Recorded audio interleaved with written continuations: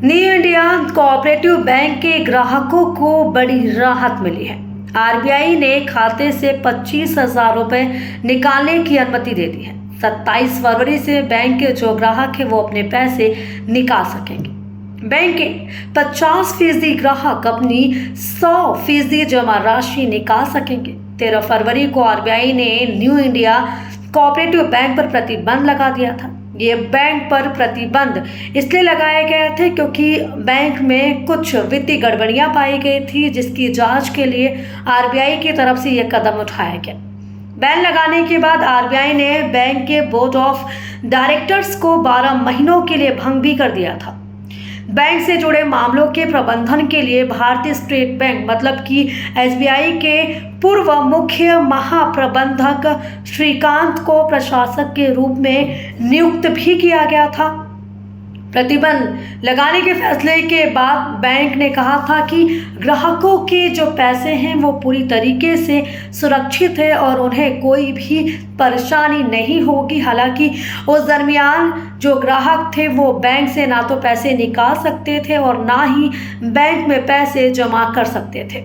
RBI की तरफ से जिस तरीके से ताबड़तोड़ फैसला लिया गया उससे ग्राहक पूरी तरीके से परेशान नजर आ रहे थे और उन्हें दर दर भटकना भी पड़ रहा था। लेकिन जिस तरीके से 25,000 रुपए निकालने की इजाज़त आरबीआई की तरफ से दी गई है उससे ग्राहकों को थोड़ी राहत ज़रूर मिलेगी।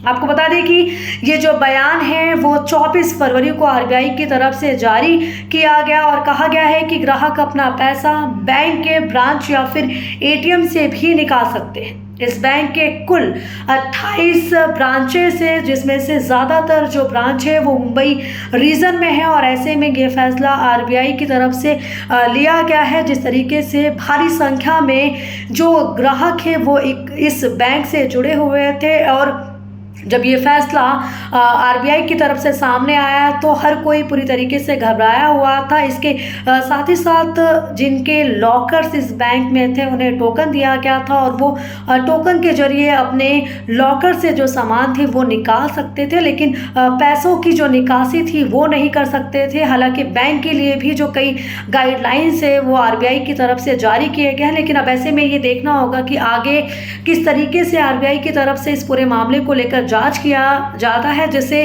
जो ग्राहक है उन्हें राहत मिल सके और कब ज़्यादा से ज़्यादा वो पैसों की जो निकासी है वो बैंक से कर पाएंगे।